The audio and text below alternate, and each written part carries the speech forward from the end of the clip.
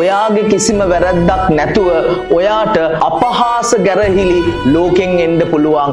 අන්න ඒ වෙලාවට මෙන්න මේ කතාව මතක තියාගන්න. 1800 ගණන් වල එංගලන්තේ කොල්ලෙක් යනවා මෙඩිකල් ඩිග්‍රියක් කරන්න.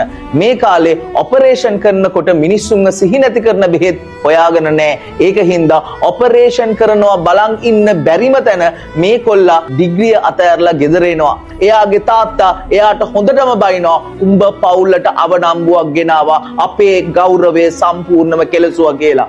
මෙන්න මේක දරා ගන්න බැරුව මේ කොල්ලා යනවා නැවක වැඩ කරන්න. මෙන්න මේ නැවේ වැඩ කර ඉන්න අතරතුර දකින්න දේවල් වලින් අවුරුදු 5ක් තිස්සේ මෙයා හදනවා තියරි එකක්. අන්න ඒ අවුරුදු 5න් පස්සේ ගෙදර ඇවිල්ලා තවත් අවුරුදු 20ක් තිස්සේ මේ තියරි එකේ වැඩ කරනවා. මෙන්න මේ අවුරුදු 20 පුරා මෙයාගේ දරුවෝ 3 දෙනෙක් අවුරුදු 10ට අඩුවෙන් මැරෙනවා. ඒ වගේම මෙයා හොඳටම අසනීප වෙනවා.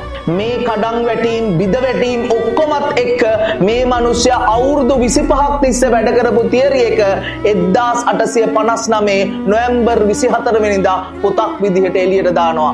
මෙන්න මේ පොත එළියට දාපු ගමන් මේ මිනිස්සයාට මුළු ලෝකෙම සරදම් කරනවා. මේ මිනිස්සයව සරදමට ලක් කරලා පත්තරවල කාටුන් අඳිනවා. එයාගේ ඔනරරි ඩිග්‍රි සෙරමනි එකේදී සත්තුන්ගේ රූප පෙන්න මේ මිනිස්සයාට ගරහනවා. මේ ඔක්කොම ගැරහුම් මේ මිනිස්සයා දරා ගන්නවා. හැබැයි 1882 මේ මිනිස්සයා මිය යන වෙලාවේදී එයාව සලකන්නේ මුළු ලෝකෙම පහළ වෙච්ච one of the best scientist කෙනෙක් විදිහට. මේ තමයි පුතා පරිණාමවාදයේ පියා චාල්ස් ඩාවින්ගේ කතාව. ඒකින්ද ඉටු කළ යුතු යුතුයකම් ලැබුණත් ලෝකෙන් ගැරහුම් ඉවසන්නට පුළුවන් නම් නුඹ